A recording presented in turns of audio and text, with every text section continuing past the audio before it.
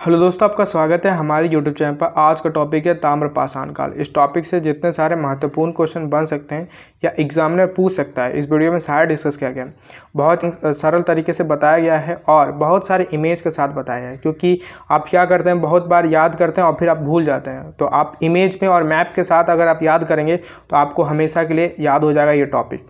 तो चलिए वीडियो को शुरू से अंत तक देखते रहिए। और उससे पहले आप पाषाण काल को नहीं पढ़ें, इतिहास का पहला पार्ट हम लोग पाषाण काल को पढ़ चुके हैं। अगर आप पाषाण काल को नहीं पढ़े तो पाषाण काल को पहले पढ़ लीजिए, फिर उसके बाद ताम्रपाषाण काल को पढ़िए, क्योंकि आप सीक्वेंस वाइज में पढ़ेंगे तो आपको ज़्यादा समझ में आएगा इतिहास। तो चलिए हम लोग पहले अब पढ़ते हैं हम लोग ताम्रपाषाण काल। तो ताम्रपाषाण काल अगर हम लोग मायने में बात करेंगे कि ताम्रपाषाण काल है क्या, तो हम लोग देखो, ताम्र मतलब तांबा और पाषाण मतलब पत्थर, तो उस समय को हम लोग ताम्रपाषाण काल कहेंगे। तो ताम्रपाषाण काल का समय क्या था, तो 1800 ईसा पूर्व से लेकर 800 ईस्वी तक था। इस युग का दूसरा नाम भी था एक, ये बहुत ही इंपॉर्टेंट और बहुत बार एग्जाम में पूछा गया है, चालकोलिथिक युग काल का कहा है, ठीक ना। आप इसको दिमाग में सेट कर लीजिए, ये एग्जाम में बहुत बार पूछा गया, ताम्रपाषाण काल को किस नाम से जाना जाता है, चालकोलिथिक युग, ठीक ना। अब चलते हैं हम लोग नेक्स्ट बात करेंगे कि मानव ने सबसे पहले किस धातु का प्रयोग किया। तो आपको याद रखना है, तांबा धातु का ही प्रयोग किया था। तो तांबा पत्थर के बाद मनुष्य डायरेक्ट तांबा में ही आ गया। अब चलते हैं हम लोग नेक्स्ट बात करें हम लोग कि तांबा धातु में किस औजार का सबसे पहले यूज़ किया, मतलब किसके तांबा धातु से बनाए गए पहला औजार क्या था जिसका प्रयोग मनुष्य ने किया सबसे पहले। तो आपको याद रखना है कि कुल्हाड़ी। ये कुल्हाड़ी कहाँ से मिला है, तो अतिरम्पक्कमन से मिला है। यह स्थान कहाँ पे है, तो भारत का तमिलनाडु राज्य में एक जगह का नाम है अतिरम्पक्कमन, ठीक ना, इसी जगह से मिला है कुल्हाड़ी। चलिए हम नेक्स्ट बात करें हम लोग और नेक्स्ट समझेंगे कि कौन से स्थान से नवपाषाण काल की संस्कृति के साथ साथ ताम्रपाषाण काल संस्कृति के अवशेष मिले हैं। मतलब नवपाषाण काल आप पढ़ेंगे जब पाषाण काल, तो उसमें 3 कैटेगरी था, उसमें आप एक कैटेगरी पढ़ेंगे नवपाषाण काल। उस काल का संस्कृति और पाषाण काल की संस्कृति का दोनों का साथ साथ में अवशेष मिले हैं। तो यहाँ पे कौन सा स्थान पे मिला है, तो आपको याद रखना है कि बिहार का एक जगह का नाम है सारण जिला, इसी जिला में आप मिला था। और सारण जिला पे कौन सा स्थान पे, तो चिरांद नाम का एक जगह था जहाँ पे ये अवशेष मिला। आप कुछ इमेज में देख सकते हैं, यहाँ पे मिला है नवपाषाण काल की संस्कृति और ताम्रपाषाण काल की संस्कृति का अवशेष। अब चलते हैं हम लोग नेक्स्ट बात करें हम लोग भारत में ताम्रपाषाण सभ्यता के मुख्य स्थल, मतलब कौन कौन से स्थल से ताम्रपाषाण काल के अवशेष मिले हैं। तो सबसे पहले हम लोग पढ़ेंगे मध्य प्रदेश में भी बहुत सारे ऐसा जिला में जहाँ पे अवशेष मिले हैं ताम्रपाषाण, इसके फिर डिटेल से पढ़ेंगे। उसके बाद हम लोग सबसे पहले हम लोग देख लेंगे कि पश्चिमी मध्य प्रदेश में कौन कौन जगह से मिला है। तो एक नवदा टोली था सबसे फेमस जगह, और इसके बाद मालवा, और इसके बाद एरन, और एक यथा आदि था। तो हम लोग को सब नहीं पढ़ना, बस नवदा टोली और मालवा के बारे में पढ़ना है। ये एग्ज़ाम के पर्पज़ से इंपॉर्टेंट है, बाकी नहीं है उतना इंपॉर्टेंट। तो हम लोग नवदा टोली और मालवा के बारे में पढ़ेंगे। चलिए अब हम लोग सबसे पहले पढ़ते हैं नवदा टोली के बारे में। तो नवदा टोली आप कुछ इमेज में देख लीजिए कि नवदा टोली था कहाँ, तो यहाँ पे नवदा टोली था। अब ये नवदा टोली का जो उत्खनन कार्य सबसे पहले स्टार्ट किया था वो क्या था, HD संकालिया ने किया था। एग्जामिनर पूछता है कि ताम्रपाषाण काल का नवदा टोली का उत्खनन कार्य सबसे पहले किसने किया था, तो HD संकालिया ने किया था, ठीक ना। और यहाँ का जो अवशेष कुछ मिले हैं, क्या साक्ष्य मिले हैं, तो 2 किस्म के गेहूँ का साक्ष्य मिला है, काला चना का साक्ष्य मिला है, मसूर, अलसी, खसरा, हरी मटर, हरा चना, इन फसलों का उपजाने का साक्ष्य मिला है नवदा टोली से। अब चलिए हम लोग बात करते हैं नवदा टोली का। नवदा टोली में क्या था, तो मैसूर में एक जगह का नाम था ब्रह्मगिरी। यहाँ पे नर्मदा के तट पर स्थित नवदा टोली है। नवदा टोली कहाँ पे स्थित है, तो नर्मदा नदी के तट पर है। इसी में तांबे और कांसे की कुल्हाड़ियाँ का प्राप्त हुआ है, ठीक ना। अब चलते हैं लोग नेक्स्ट बात करेंगे। तो हम लोग मालवा के बारे में बात करेंगे। ये मालवा एक जगह का नाम था। यहाँ पे मालवा एक जगह के साथ साथ यहाँ पे एक संस्कृति भी विकसित हुआ ताम्रपाषाण काल में, मलवा संस्कृति। ताम्रपाषाण काल में बहुत सारे संस्कृति को विकसित हुआ, जैसे आप आगे में जाके पढ़ेंगे आहार संस्कृति, जौरवे संस्कृति, उसी तरह से एक संस्कृति क्या विकसित हुआ था, मलवा संस्कृति। यह मालवा संस्कृति, मालवा जहाँ पे जगह था प्रमुख स्थल, मतलब जहाँ पे मध्य प्रदेश का एक प्रमुख जगह था, वहीं पे यह मालवा संस्कृति का प्रमुख स्थल था। जैसे आप पढ़ेंगे अरहार संस्कृति का प्रमुख स्थल, तो अरहार था, गिलून था, है ना, इसके बारे में ऐसे आप पढ़ेंगे। तो उसी तरह से मालवा संस्कृति का प्रमुख स्थल कहाँ था, तो मलवा ही था। और इसका प्रमुख क्या था, विशेषता क्या था, तो यहाँ की विशेषता ये थी कि मलवा संस्कृति के लोग मृत भांड उत्तम कोटि के हैं। मतलब मृत भांड मतलब मिट्टी के बर्तन उत्तम कोटि के बनाते थे, मतलब बहुत ही चिकनी और बहुत ही नक्काशीदार बनाते थे मलवा संस्कृति के लोग मृत भांड, है ना। तो आप कुछ इमेज में देख सकते हैं। अब चलते हैं लोग नेक्स्ट, और नेक्स्ट बात करें दक्षिण पूर्वी राजस्थान के एरिया के बारे में बात करेंगे, जहाँ पे ताम्रपाषाण काल के बहुत सारे अवशेष मिले हैं। तो आप पहले हम लोग बात करें अरहार के बारे में, फिर उसके बाद गिलोंद के बारे में, फिर हम लोग बात करें बालाथल के बारे में, फिर बात करेंगे। इन 3 जगहों से हम लोग बात करेंगे, लेकिन सबसे प्रमुख जो बात करेंगे अरहार और गिलोंद के बारे में बात करेंगे। तो आप कुछ इमेज में देख सकते हैं, मैप में देख सकते हैं कि कहाँ पे था दक्षिण पूर्वी राजस्थान। तो इस जगह पे विकसित था ताम्रपाषाण काल। ये अरहार और गिलोंद जो था वह अरहार संस्कृति का बड़ी बस्तियाँ थी, ठीक ना, और ये केंद्र था। अरहार संस्कृति विकसित यहीं पे हुआ था। और ये जो अरहार संस्कृति है यह बनास संस्कृति के नाम से भी जाता है। आपसे एग्जामिनर पूछेगा कि अरहार संस्कृति को बनास संस्कृति क्यों कहा जाता है, क्योंकि बनास नदी घाटी के किनारे ये बसा था, इसीलिए इसको बनास संस्कृति के नाम से भी जाना जाता है। अब चलते हैं हम लोग नेक्स्ट, और नेक्स्ट बात करेंगे दक्षिण पूर्वी राजस्थान में आहार के बारे में बात करेंगे। अब हम लोग इमेज में देखेंगे आहार कहाँ था, तो यहाँ पे कुछ विकसित था आहार, और ये जो इसकी जो टीला थी वो 300 गुना 800 फुट था। अब हम लोग बात करें आहार का प्राचीन नाम क्या था, तो ताम्बवती था। क्या था? ताम्बवती। अब ये ताम्बवती क्यों पड़ा था, तो यहाँ पे तांबा धातु का बहुत सारा अवशेष मिला था, इसीलिए आहार को ताम्बवती कहा जाता है, ठीक ना। यहाँ पे तांबे का स्थल था, ठीक ना, स्थान था। चलिए अब नेक्स्ट पढ़ते हैं हम लोग। यहाँ पे आहार पे निर्माण कार्य का साक्ष्य मिले। इस ताम्रपाषाण काल का बहुत सारा चीज़ या बहुत सारा वस्तुओं का निर्माण होता था आहार पे, इसीलिए निर्माण कार्य का साक्ष्य मिला यहाँ पे। जैसे सबसे पहले बात करेंगे तो यहाँ पे संतूर के साक्ष्य मिले। अब ये संतूर क्या है, आपके दिमाग में आ रहा है ये संतूर क्या है, तो कुछ नहीं, हम लोग जिस तरह अभी खाना पकाते हैं चूल्हा है ना, उसी को संतूर कहते हैं। तो यहाँ पे अवशेष मिला है आहार पे। अब हम लोग यहाँ पे और एक बात करेंगे कि चावल और बाजरे की खेती के भी साक्ष्य मिले आहार पे। अगर आपको वीडियो अच्छा लग रहा है तो प्लीज़ वीडियो को लाइक करो, चैनल को सब्सक्राइब करो, और चैनल में फर्स्ट टाइम विजिट किया हो तो बेल आइकन को जरूर दबा लेना। आप सब्सक्राइब तो करके रखते हो लेकिन बेल आइकन को नहीं दबाते हो, तो बेल आइकन को जरूर दबा लेना।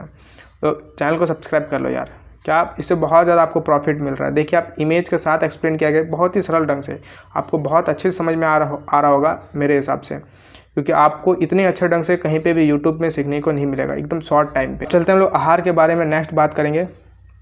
यहाँ से कुछ कुछ तांबे की वस्तुएं प्राप्त हुई है। तो कौन कौन सी वस्तुएं थी, तो जैसे कि अंगूठियाँ थी, चूड़ियाँ थी, चाकू के फाल था, सुरमे की सलाइयाँ था, और कुल्हाड़ियाँ था।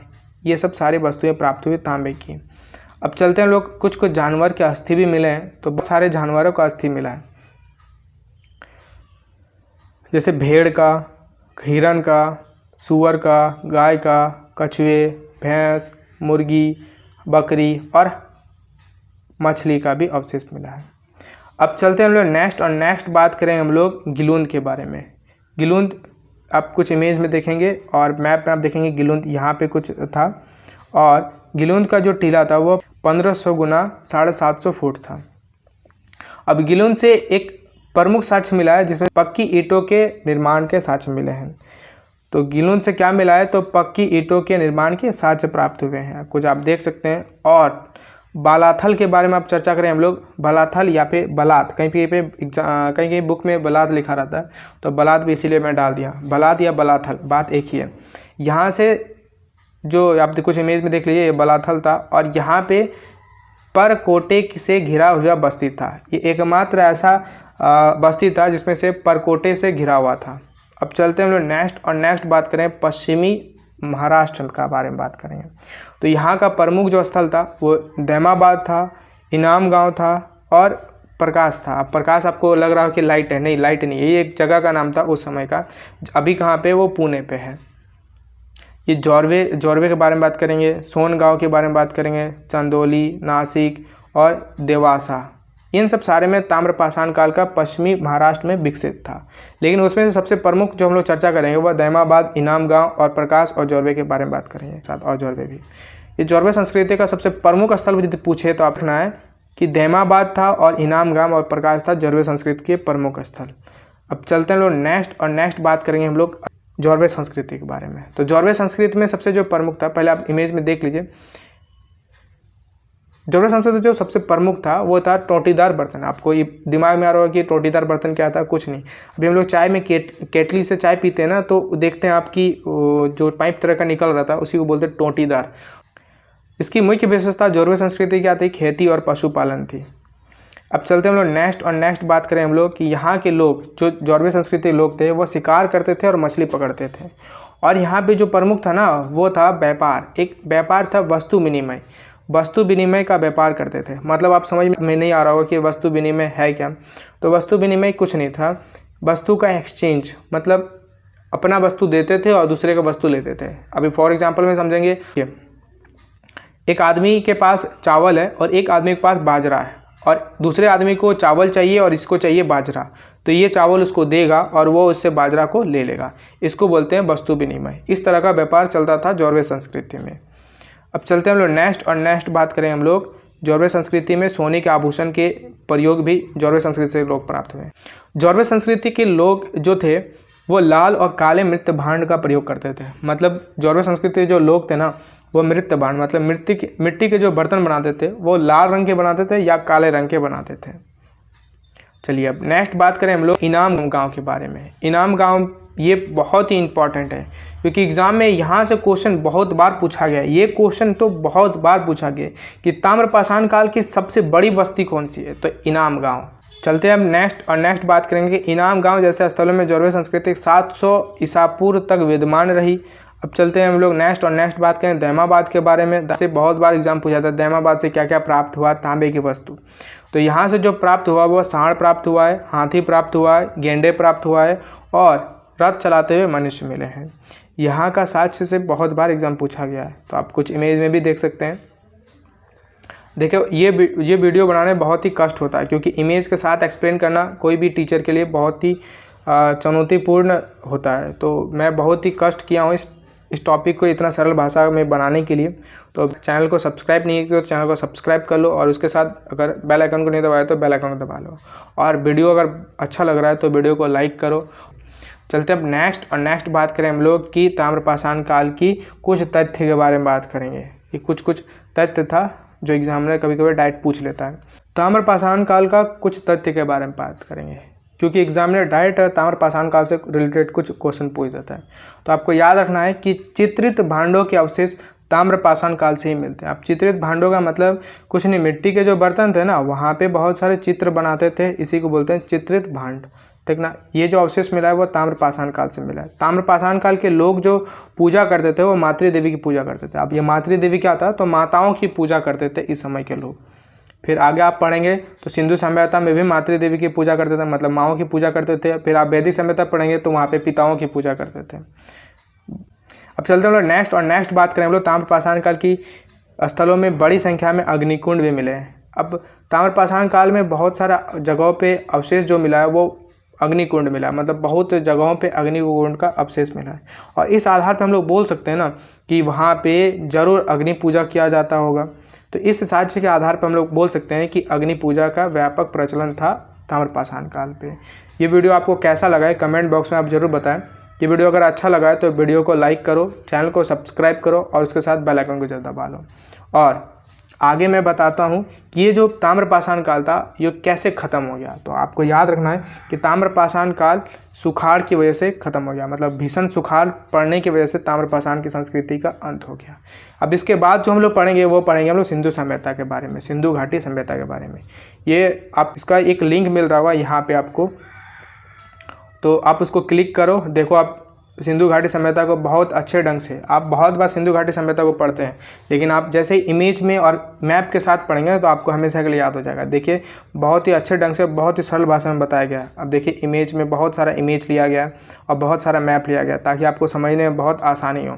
तो वीडियो को अगर आपको ये वीडियो देखना है तो डिस्क्रिप्शन पे लिंक मिलेगा या फिर आपको इसका डायरेक्ट लिंक मिलेगा यहाँ पे वीडियो पे, आप उसको क्लिक करो और देखो।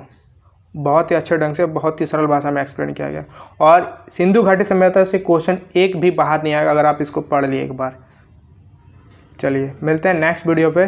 Thanks for watching. आपको कैसा लगा ये वीडियो ज़रूर बताना है कमेंट बॉक्स पे। अगर आप पढ़ना चाहते हैं सिंधु घाटी सभ्यता तो कमेंट बॉक्स पे ज़रूर बताएं कि सिंधु घाटी सभ्यता का वीडियो चाहिए।